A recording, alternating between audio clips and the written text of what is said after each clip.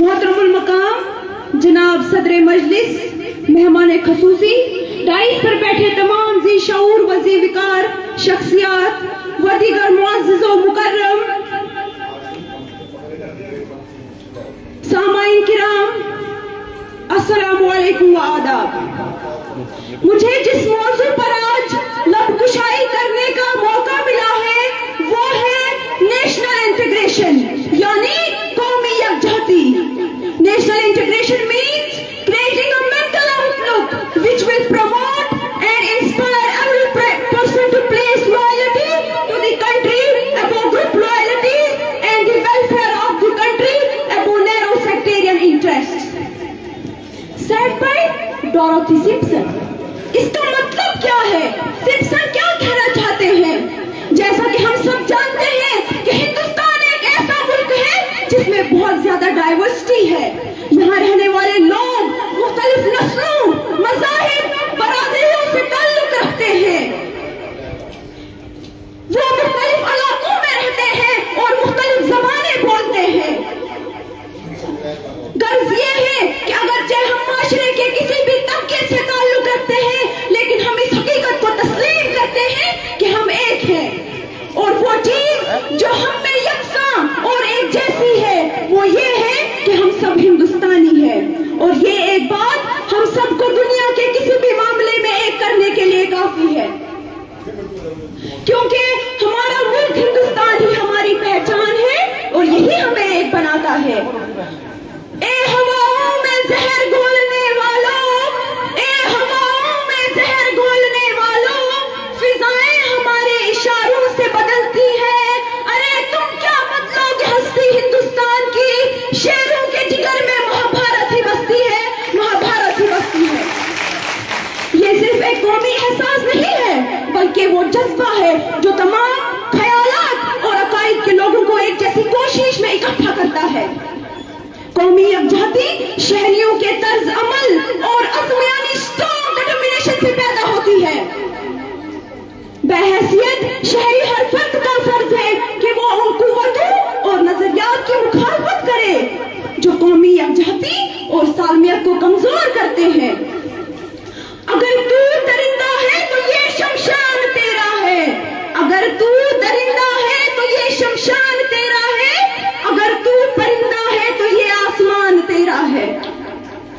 Doctor S Radhakrishnan इस बात की तारीफ करते हैं कि कौमी यकजहती ईंटों और मार्टर, सांचे और हथौड़े से नहीं हो सकती, लेकिन ये खामोशी से लोगों के दिलों और जहनों में परवान चढ़ती है।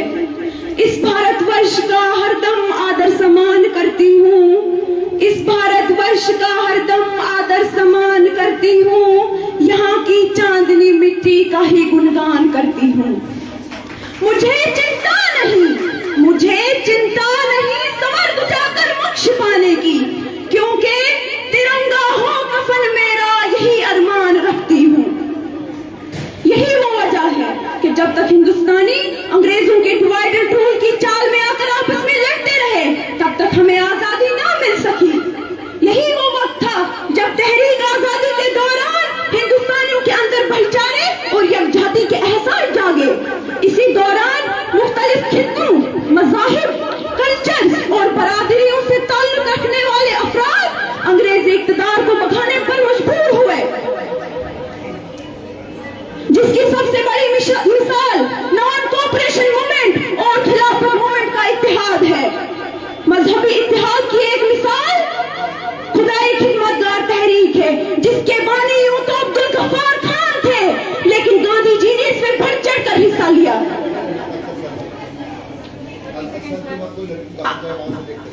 न मेरा है न तेरा है ये हिंदुस्तान सबका है, न मेरा है न तेरा है ये हिंदुस्तान सबका है। नहीं समझी गई ये बात तो नुकसान सबका है, जो इसमें मिल गई नदियां वो दिखलाई नहीं देती, महासागर बनाने में मगर एहसान सबका है। तो आओ सुनो किस किस का एहसान है।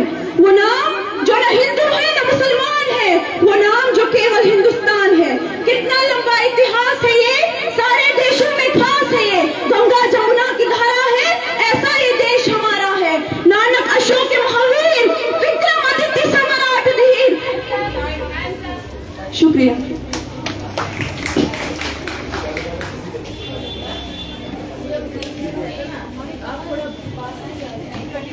Thank you very much. बहुत बढ़िया बच्चे। जजेस साहिबान को फिर से रिमाइंड करा दूं कि नेशनल इंटीग्रेशन हमारा मौजू है, हमारा उन्वान जो हमारी स्पीच का नेशनल इंटीग्रेशन, और उसके बाद जो जबानी बच्चे यहाँ पे करेंगे उस पर भी थोड़ा गौर फरमाया जाए। तो इसके बाद मैं दावत देना चाहूंगी, प्रोग्राम को आगे बढ़ाते हुए आपके सामने पेश होंगी Meenakshi Gauriya. Please welcome on stage Meenakshi Gauriya 021।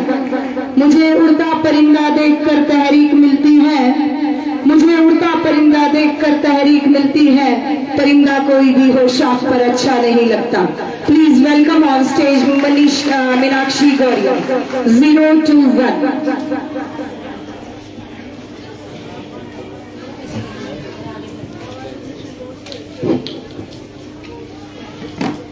कि हिंदू की नहीं है, मुस्लिम की नहीं है, किसी हिंदू की नहीं है, किसी मुस्लिम की नहीं है हिंदुस्तान जिसका नाम शहीदों की जमीन है। हिंदू की नहीं है, किसी मुस्लिम की नहीं है हिंदुस्तान जिसका नाम शहीदों की जमीन है। ये सरजमीं डोडा यहाँ है हर कोई खुशहाल, अमन व शांति की जिंदा यहाँ मिसाल। ये सरजमीं डोडा है यहाँ है हर कोई खुशहाल, अमन व शांति की जिंदा यहाँ मिसाल। लो देख लो डोडा में कैसे रहते हैं हम लोग, आपस में कैसे गम खुशी को बांटते हम लोग। लो देख लो डोडा में कैसे रहते हैं हम लोग, आपस में कैसे गम खुशी को बांटते हम लोग। कोई जलता है तो जलता रहे, हमको उससे क्या, हम ऑन पैरा है झूठा शाह साहब ने कहा। कोई जलता है तो जलता रहे, हमको उससे क्या, हम ऑन पैरा है झूठा शाह साहब ने कहा। हम एक थे, हम एक है, हम एक रहेंगे। यहाँ पर मौजूद सभी अतिथिगण, बाकी उपस्थित सभी जनों को मेरी ओर से नमस्कार, आदाब व सत श्री अकाल। मुझे आज जिस टॉपिक पे बोलने का मौका मिला है वो है नेशनल इंटीग्रेशन। नेशनल इंटीग्रेशन यानी कि कौमी एकता।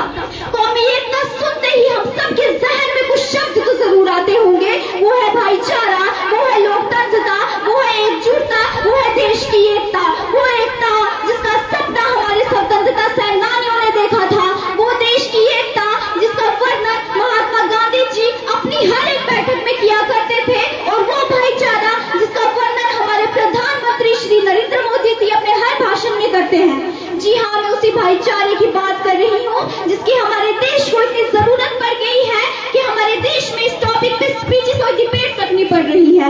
मैं आप सबसे एक सवाल तो जरूर पूछना चाहूंगी, क्या हमारे देश में पूरी तरह से भाईचारा है? क्या हमारे देश में लोग जो है लोकतंत्रता के मतलब को समझ पा रहे हैं? तो कहीं ना कहीं इसका जवाब मैं अब हम दोनों जानते हैं कि नहीं। अभी भी हमारे देश में दंगे फसाद हिंदू मुस्लिम को लेके, सिख ईसाई को लेके, कास्टिज्म को लेके, छोटे बड़े को लेके, अमीर गरीब को लेके, ऊंचे नीचे को लेकर बनाए जा रहे हैं। क्या ये सब हमारे देश की उन्नति को आगे लेकर जाएगा? जब तक हम लोग देश एकता का मतलब नहीं समझेंगे, जब हम लोग एकजुटता का मतलब जब तक नहीं समझेंगे, तब तक शायद हमारे देश में कहीं ना कहीं कुछ कमियां जो है वो रह जाएगी। मैं अगर अपने मुल्क हिंदुस्तान की बात करूं तो सारे जहां से अच्छा ये हिंदुस्तान हमारा, सारे जहां से अच्छा ये हिंदुस्तान हमारा, हम बुलबुले हैं इसके एक गुलिस्तान हमारा। हमारा देश India is one of the most democratic country. हमारे देश की किसी डेमोक्रेसी में हमारे देश के किसी फंडामेंटल राइट्स में ये नहीं लिखा कि किसी छोटे या बड़े को उसकी ऊंच नीचे उसकी जाति को देखकर कोई काम दिया जाएगा। मैं आपको याद दिलाऊं तो कुछ दिन पहले ही हमारे देश की पहली ट्राइबल प्रेसिडेंट श्रीमती द्रौपदी मुर्मू ने अपना नाम इतिहास के पन्नों में लिख दिया, और उसने जो है हमारे देश की युवा पीढ़ी को प्रेरित किया है। अब अगर बात आती है हमारे स्वतंत्रता सेनानियों की, तो मैं आपको याद दिलाऊं कि हमारे एक बहुत बड़े स्वतंत्रता सेनानी शहीद आजम भगत सिंह जी ने कहा था कि लिख रहा हूं मैं अंजाम जिसका कल आगाज आएगा, कि लिख रहा हूं मैं अंजाम जिसका कल आगाज आएगा, मेरे लहू का हर एक कतरा इंकलाब लाएगा। मैं रहूं या ना रहूं पर ये वादा है मेरा तुमसे, कि मैं रहूं या ना रहूं पर ये वादा है मेरा तुमसे, कि मेरे मरने के बाद वतन पर मरने वालों का सैलाब आएगा, मेरे मरने के बाद वतन पर मरने वालों का सैलाब आएगा। जिसमें उन्होंने साफ साफ ये कहा है कि आज तो मैं अपनी शहादत इस देश, अपने मुल्क, अपने हिंदुस्तान के नाम तो कर रहा हूँ, लेकिन मुझे उम्मीद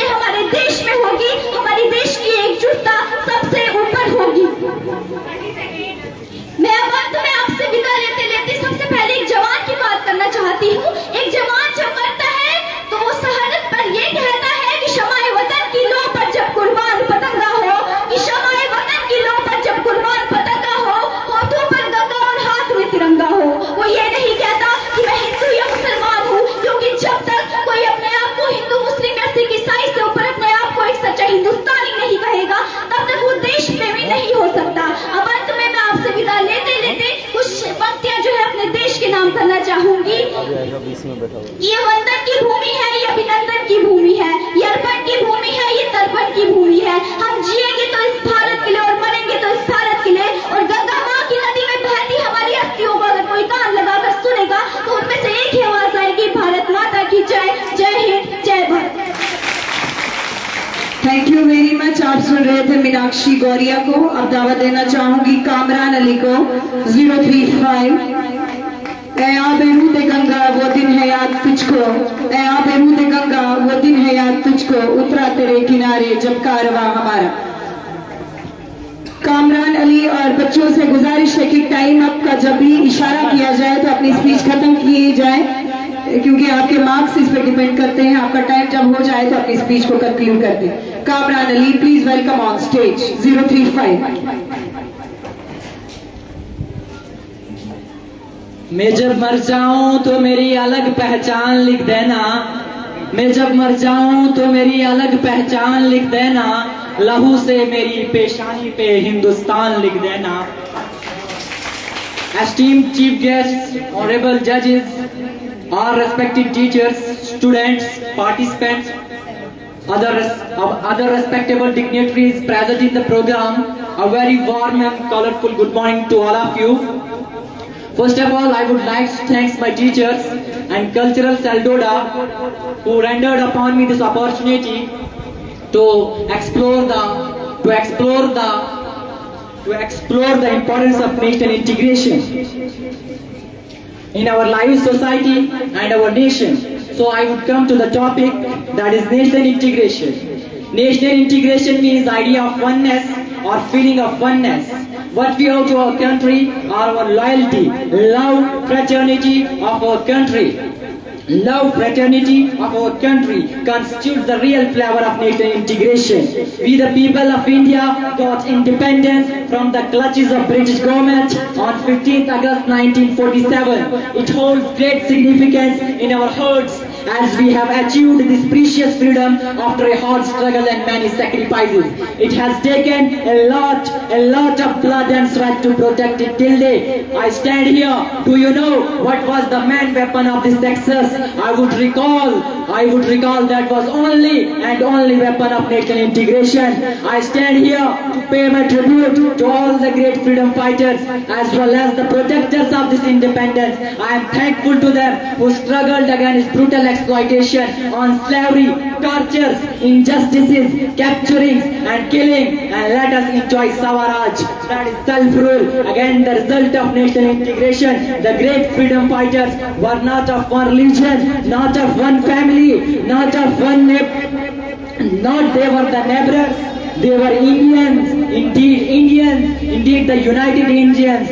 Indeed, the United Indians who got united for moments and got success. I salute all the major and minor leaders and patriots who contributed in one or other manner, like sannyasis, peasants, farmers, scholars, and all. Some of popular names like Mahatma Gandhi, Pandit Jawaharlal Nehru, Sardar Vallabhbhai Patel, Netaji Subhash Chandra Bose, Bhagat Singh, Rajguru, Sukhdev, Dr. B.R. Ambedkar, Maulana Abul Kalam Azad, Hasrat Mohani, B.K. Till, Anya Basant, etc.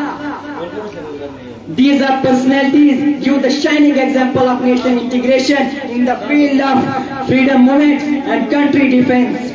Honorable judges, in last 76 years, we have achieved some targets and fulfilled the dream of our freedom fighters. But still, we have miles to go before we end our lives to achieve the real and complete meaning of independence. And it is very important to be united and be ready for every consequences which may be happen in our near future. India is the largest working democracy, that is rule of people, vote to right to vote. One of the best part is Panchayati Raj. India's nuclear power and butter and space mission, polio free nation, free and compulsory education from 6 to 14-year children, midday meal, books and uniform, especially literacy rate, especially for girls. Honorable judges, but I regret still we have strived hard to achieve the goal of independence, that is Mukammal Azadi. that is Mukammal Azadi. I remember one of the best quote of our renowned personality of our country, that is Indira Gandhi. Even if I die in the national service, even if I die in the service of nation, I would be proud of it. Where every drop of my blood will contribute to the growth of this nation and to make it strong and dynamic. In Islamic literature, I remember एक ही सफ में खड़े हो गए महमूद अयाज, एक ही सफ में खड़े हो गए महमूद अयाज, ना फिर कोई बंदा रहा ना बंदा Nawaz. Still BPL below poverty line, 60 million to 134 million are pending in corona lines. 21% children are malmentioned, more than 30% pupils still illiterate, more than 45 million cases are pending in judiciary, that is Adalat, more than 11% unemployment among educated and literate people. Finally, in quotes Dr. Abul Kalam Azad, it is dedicated to all the students. When there is beauty in the character, there is harmony in the home. When there is harmony in the home, there is order in the nation. There is peace in the world. Thanks. Jai Hind, Jai Bharat. Thank you very much. आप सुन रहे थे कामरान अलीगढ़. अब मैं दावत देना चाहूंगी Adnan Salim. Please welcome on stage Adnan Salim. मेरे वतन ये अकीदतें और प्यार तुझ पे निसार कर दूं, मेरे वतन ये अकीदतें और प्यार तुझ पे निसार कर दूं, मोहब्बतों के ये सिलसिले बेशुमार तुझ पे निसार कर दूं. Please welcome on stage Adnan Salim.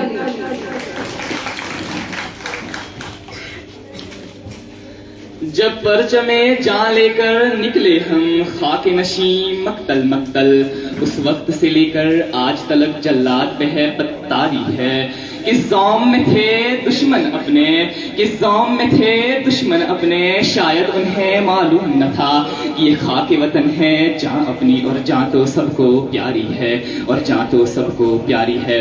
मोहतरमुल मकाम वाजिबुल एहतराम जनाब सदर तकरीब ऐवाने सदारत में तशरीफ फरमा मुअज़्ज़ज़ो मुकर्रम मेहमान हजरात और मेरे सफीनाए इल्म के दिल अजीज साथियों, आपको इस बंदाए नाचीज की तरफ से आदाब सलाम.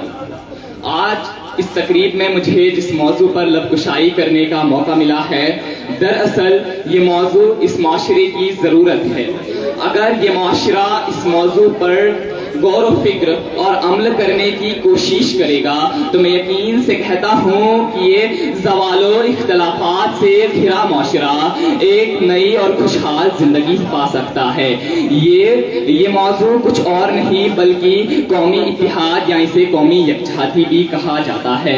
दिलों में हुब्बे वतन है अगर, दिलों में हुब्बे वतन है अगर तो एक रहो, निखारना ये चमन है अगर तो एक रहो. सदर आली वकार इत्तिहाद में बड़ी ताकत और अखुवत है. किसी मुल्क की बका का अनासिर कौमी यकजहती और इत्तिहाद पर ही होता है. कोई जमात, कोई मुल्क, कोई कौमो अकवाम दुनिया की निगाह में इज्जत व आबाद और वकारो एहतराम का मकाम नहीं पा सकती जब तक कि उसके अफराद में यकजहती और हम आहंगी न हो. सदर आली वकार इत्तिहाद के बगैर खुशहाली का तसव्वुर खाम ख्याल है. इत्तिहाद के बगैर इनफरादी और इज्तिमाई इकबाल एक ख्वाब है. किसी शायर ने क्या खूब बयां किया है, मिल जाए तो बन सकते हैं खुर्शीद व मुबी, मिल जाए तो बन सकते हैं खुर्शीद व मुबी, वरना इन बिखरे हुए तारों से क्या काम बने, वरना इन बिखरे हुए तारों से क्या काम बने. सदर आली वकार कौमों की जिंदगियों में उतार चढ़ाव तो आता रहता है, मगर इसमें से निकलने की ताकत इत्तिहाद और इत्तेफाक में ही होता है. इत्तिहाद ही वो ताकत है जिससे अक़वाम मुश्किलात पर काबू पाकर कामयाबी व कामरानी से हम कनारा होती हैं. सदर आली वकार अगर हम तारीख के पन्नों को मोड़ कर देखें तो ये सरजमीने हिंद आजाद कैसे हुई. वो इत्तिहाद ही की ताकत थी कि सदियों की गुलामी के बाद इस सरजमीने हिंद ने आजादी की सांस ली थी. यहाँ हिंदुओं की चिता भी जली थी, यहाँ हिंदुओं की चिता भी जली थी, मुसलमान की कब्र भी खोदी गई थी. यहाँ ईसाइयों के जनाजे भी निकले थे और सिखों के घर भी मातम था. यहाँ ईसाइयों के जनाजे भी निकले थे और सिखों के घर भी मातम था. सदर आली वकार मगर अफसोस के साथ कहना पड़ रहा है कि उन शहीदों ने इस सरजमी के इतिहाद का जो नक्शा खींचा था अब ना रहा। आज इस मुल्क के इतिहाद का ये हाल है कि कहीं हिंदू तो कहीं मुसलमान के नाम पे लड़ा जा रहा है, कहीं मस्जिद तो कहीं मंदिर के नाम पे लड़ाया जा रहा है। मगर अफसोस से कहना पड़ रहा है कि मजहब नहीं सिखाता आपस में बैर रखना। हिंदी है हम वतन है, हिंदी है हम वतन है, हिंदोसिता हमारा। सदर आली वकार, आप सभी और हम भी इस बात से बखूबी वाकिफ हैं कि इस सरजमीन हिंद को आज़ाद कराने के लिए हजारों शहीदों की शहादत लगी है। मगर आज के इस दौर में उन शहीदों की शहादत हमसे सवाल करती है, क्या इसी दिन के लिए हमने इस मुल्क को आज़ाद कराया था? क्या इसी दिन के लिए हमने अपने घर बार इस मुल्क पे लुटाए थे कि जिस दिन इस मुल्क के बाशिंदे एक दूसरे को इस मुल्क के ना होने का लक़्बो खिताब देंगे? सदरे आली वकार वो माएँ जिन्होंने अपने मासूम बच्चों को सर कलम होते हुए देखा है हमसे सवाल करती हैं। वो मासूम बच्चे जिन्होंने बचपन में ही अपने सरों से साये खोए थे हमसे सवाल करते हैं, क्या इसी दिन के लिए हमने इस मुल्क के लिए कुर्बानियां दी थी कि जिस दिन इस मुल्क में तफरीक की तहरीकें फिर से शुरू होंगी? मुतवज्जा चाहता हूँ, वो हमसे सवाल करते हैं, क्या इसी दिन के लिए हमने इस मुल्क पे कुर्बानियां दी थी कि जिस दिन इस मुल्क में तफरीक की तहरीकें फिर से शुरू होंगी, कि जिस दिन इस मुल्क की वो अमन की दीवारें जो शहीदों के खून से रंगी गई थी तोड़ दी जाएंगी? सदर आली वकार ये तमाम हमसे सवाल करते हैं, जवाब तलब करते हैं, मगर अफसोस हमारे पास जवाब नहीं है। सदर आली वकार आखिर पे इस मुल्क की नजर में कुछ शेयर करना चाहता हूँ।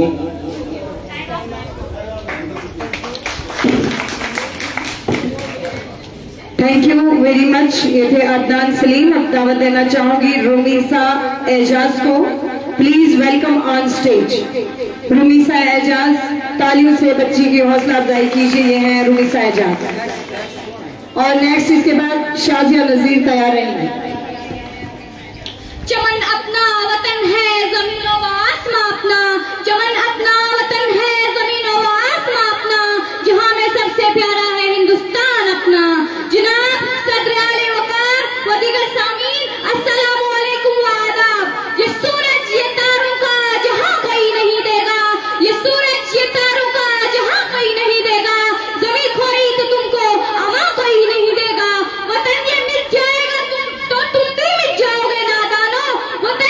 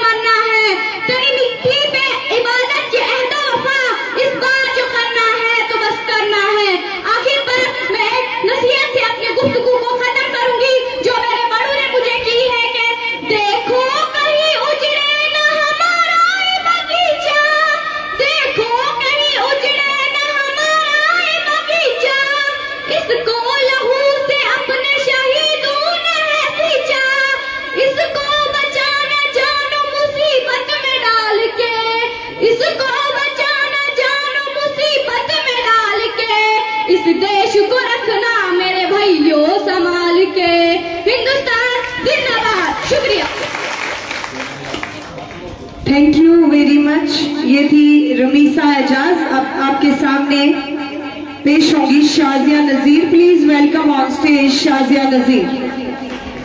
तालियों से बच्ची की हौसला अफजाई कीजिए शाजिया नजीर। एक शजर ऐसा मोहब्बत का लगाया जाए, एक शजर ऐसा मोहब्बत का लगाया जाए, जिसका हमसाये के आंगन में भी साया जाए।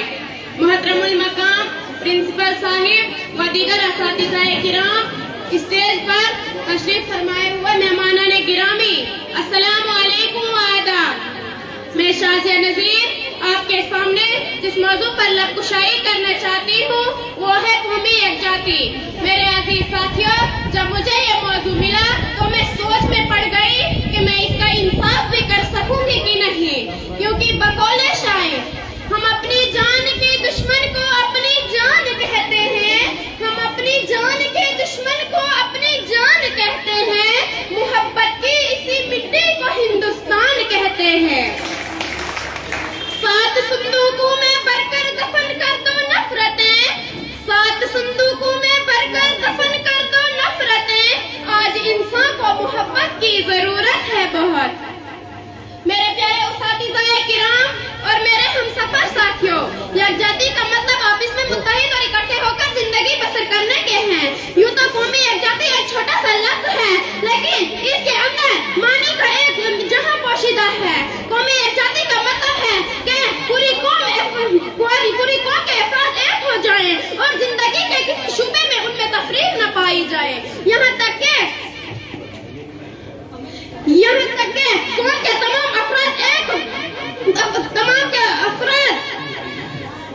अफराद के बुनियादी अकायद और नजरियात में भी यकजाती हो और वह छोटे से छोटे अल्फाज को, छोटे से छोटे इख्तिलाफात को नजरअंदाज करने का हौसला रखते हो। तारीख गवाह है, आज तक जिस कौम ने तरक्की की है उसकी बुनियाद इत्तेहाद और इत्तेफाक ही रही है। अगर किसी मुल्क में बड़े बड़े ज़हीन साइंसदान हो, उसके पास सामान्य हर्ब भी मौजूद हो, उसके पास सामान्य हर्ब भी मौजूद हो, उसके पास बड़ी बहरी और फिज़ाई कुव्वतें भी मौजूद हो, लेकिन कौम में इत्तेहाद और इत्तेफाक मौजूद न हो तो ये तमाम कुव्वतें बेकार हैं। कौम का इत्तेफाक अपनी तमाम सलाहियतों के बावजूद अपने मुल्क को तरक्की देने के इसे तबाह करके रखेगा, क्योंकि इत्तेहाद तरक्की का बाइस बनता है और इफ्तराक तफरीक का सबब बनता है। ना इत्तेफाकी और बाहिमी अदावत जो इत्तेहाद की जिद है, कौम को बदबख्ती की तरफ ले जाती है। अब तो मजहब कोई ऐसा भी चलाया जाए, अब तो मजहब कोई ऐसा भी चलाया जाए जिसमें इंसान को इंसान बनाया जाए।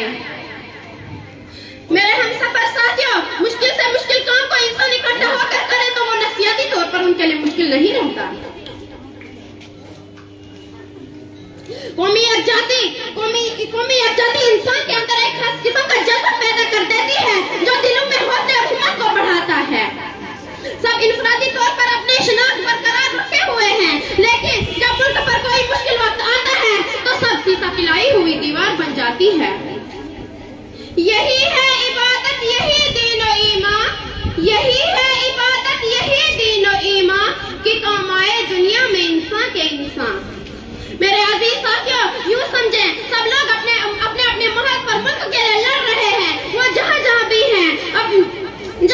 हैं दूरी के बावजूद मुत्तहिद हैं और इत्तेहाद के सही मानों में दाई हैं। मुख्तसर ये कि कौमी यकजाती ही किसी भी मुल्क की तरक्की, खुशहाली और इक़बालमंदी की ज़ामिन होती है। हमें चाहिए कि अपनी इंफरादियत को बरकरार रखते हुए एक दूसरे के साथ एक अखूत का जज्बा पैदा करें ताकि हमारी कौम खुशहाल हो और मुल्क तरक्की करे।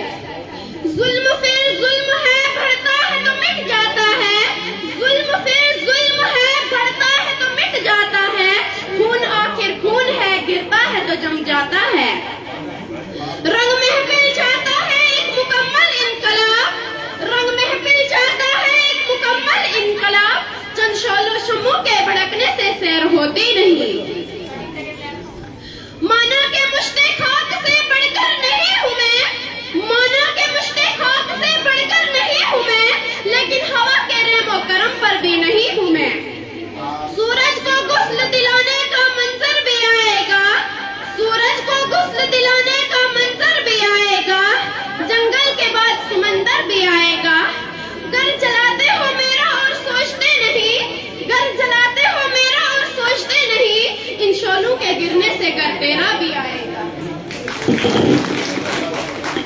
थैंक यू शाजिया नजीर। अब आपके सामने दावत देना चाहूंगी